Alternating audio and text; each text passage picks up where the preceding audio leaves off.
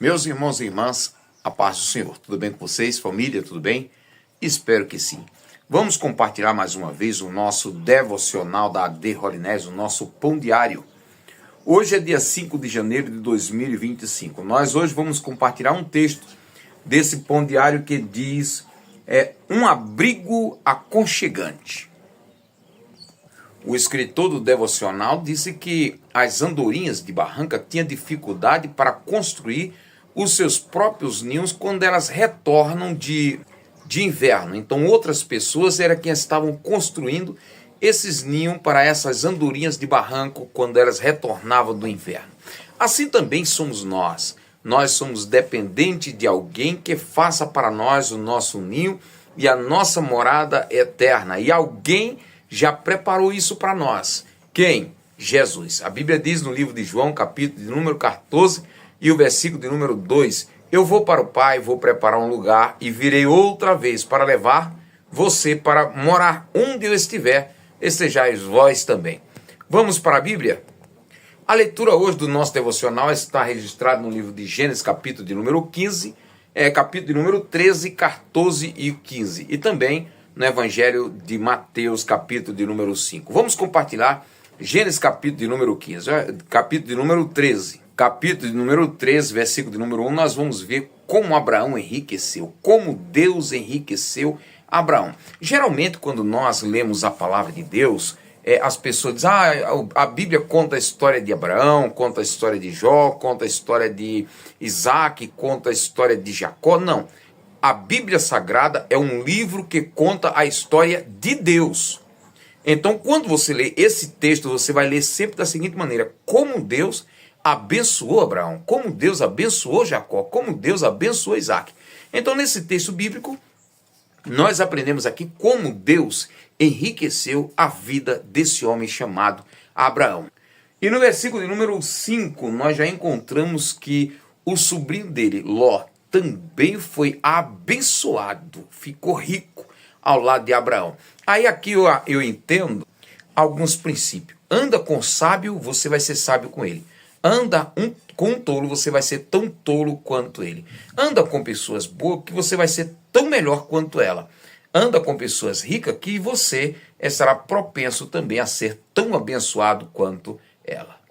Outra coisa, às vezes a gente vê pessoas tão novas já querendo ser rico, né? A Bíblia diz que Abraão estava aqui com aproximadamente 75 anos de idade. Então teve uma vida toda de trabalho, teve uma vida toda de labuta. Ele criava, era um homem criador, tinha muitos animais, tinha muitas lavouras. Então a riqueza vem de Deus, mas por meio do trabalho. Outra coisa que me chama a atenção no capítulo de número 13, Abraão continua sendo um homem de altar. Já nos primeiros versículos, a Bíblia diz que mais uma vez ele se volta ao altar. Agora vamos para o capítulo de número 14. Há uma guerra, 5 reis contra 4 reis, e a Bíblia diz que nesta guerra eles levam Ló, o sobrinho de Abraão. Abraão pega os seus servos, pessoas que eram criadas na sua casa, e levanta-se contra aqueles reis e vai em busca do seu sobrinho Ló. Traz Ló de volta e ao término daquilo a Bíblia diz que aparece um rei chamado Rei de Salém, o Rei de Paz. O nome daquele rei chamava-se Melquisedeque. Quer aprender mais um pouco sobre Melquisedeque? Entra lá no livro sagrado, no Hebreus, capítulo de número 7, vai falar um pouco de Melquisedeque. A Bíblia diz que quando Melquisedeque chega lá, Abraão lhe dá o dízimo de tudo quanto tinha. Abraão era um homem abençoado, sim, mas também era um homem dizimista, fiel a Deus.